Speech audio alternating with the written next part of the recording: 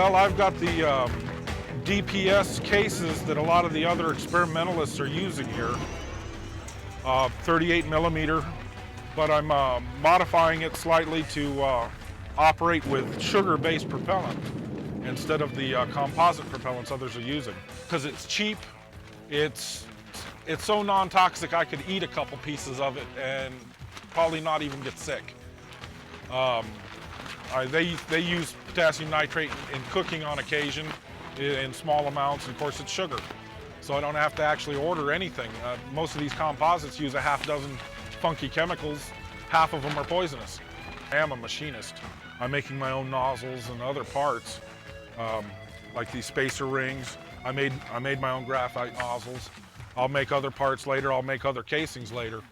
I may stick with the sugar. I may drop it after a while, after I use up the chemicals I've got. I'm actually more interested in some of these smaller ones. These ones I can fly in my front yard just like the little Estes motors. I've got one rocket here that'll take some of them, and there again, it's interesting. I can burn a lot of them. They're actually cheaper than the Estes motors. Most of these rockets, you have to have a minimum chamber pressure for the propellant to work correctly. So you're choking the case to build up chamber pressure and then accelerate the gases through the nozzle to create thrust. If you just burn it in the open air, it would burn slowly and just make a smoke cloud. In fact, with a larger nozzle, that's all this did was make a big old flame and smoke cloud.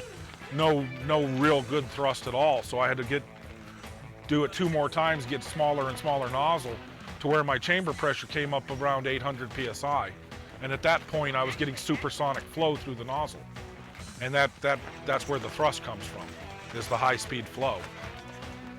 Oh, and another advantage of the sugar motors is I can take a dirty nozzle, go like this in water, and it's clean.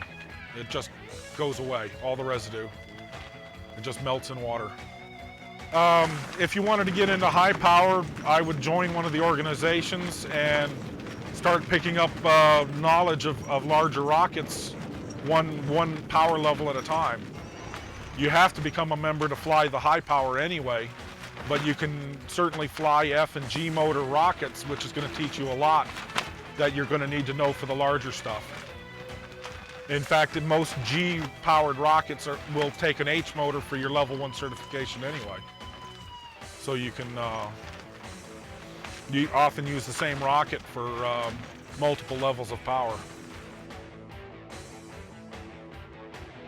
It's a hybrid motor. It uses a solid plastic fuel grain, and it uses nitrous oxide, laughing gas, as an oxidizer. The nice thing about nitrous oxide is it's a non-flammable as far as the DOT is concerned. And the truth is that's what it is. Until you get to 500 degrees, it's non-flammable. At 500 degrees, the oxygen starts coming away from the nitrogen, and you can use it as an oxidizer. So I preheat the motor, release the nitrous oxide, and it's a continuous process from there. So I managed to make my first K-motor flight using an 800cc tank on a J-sized fuel grain. That one's packed up at the moment, but this is a custom injector that I made and a custom oxidizer tank, which is going to go with this same casing. There, custom hybrid, all modular.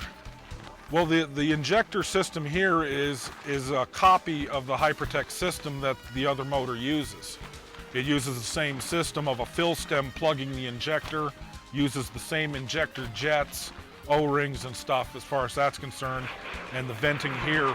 All I had to do was design that into a piece that would go with O-rings and a snap ring to fit this case. It was wonderful. It was fantastic. Like I said, it was my first K flight ever.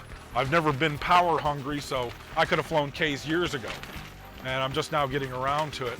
I've always enjoyed flying the hybrids. I was looking up research papers, government research papers on hybrids several years before they hit the market, and it took a while to get everything together to where I could build one that worked.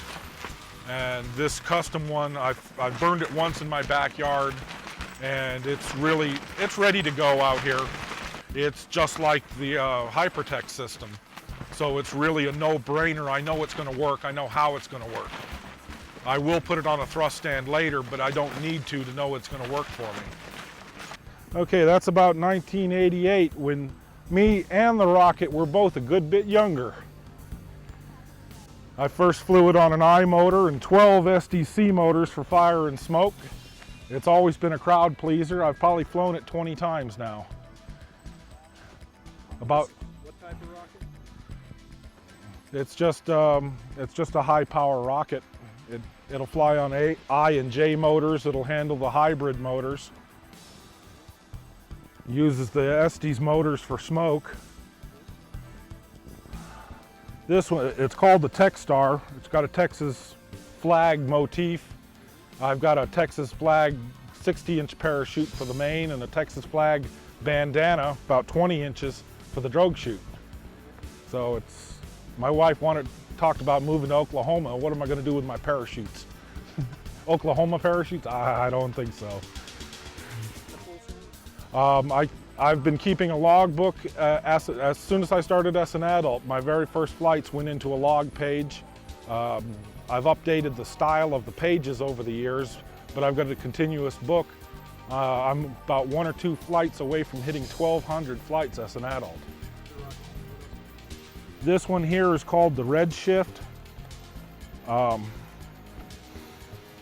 I've been flying that for several years. I originally built it to take the Hypertech hybrid. Last year I set a personal record of 5,666 feet with it using an almost antique Vulcan Smoky Sam motor. This one here is called a VB Extreme. It's actually a kit. Actually belongs to my wife. She's had it to 8,800 feet. So I got a few thousand feet to go to beat her record. It flies on solid propellants. It's possible to put the hybrid in it, but I don't think it's a good idea. It flew on a J90 for that record high flight, uses a single deployment altimeter, which is part of its problem. It doesn't have dual deploy, so it drifts a long way, even on a small parachute. The Mach 2, it started as a kit where the nose cone and decals came from, but it turned into a completely custom rocket. That's usually what happens with most kits I get. Whether I bought the kit or somebody bought it for me, it's usually just a source of parts. I'll start modifying it, and the fin design actually came from a kit that was not produced by a company that never made it all the way into production. And I liked the design, so I copied it. Used the decals that it came with. Right now it's set up with a timer in the nose cone, and it's going to be flying with sugar motors later today.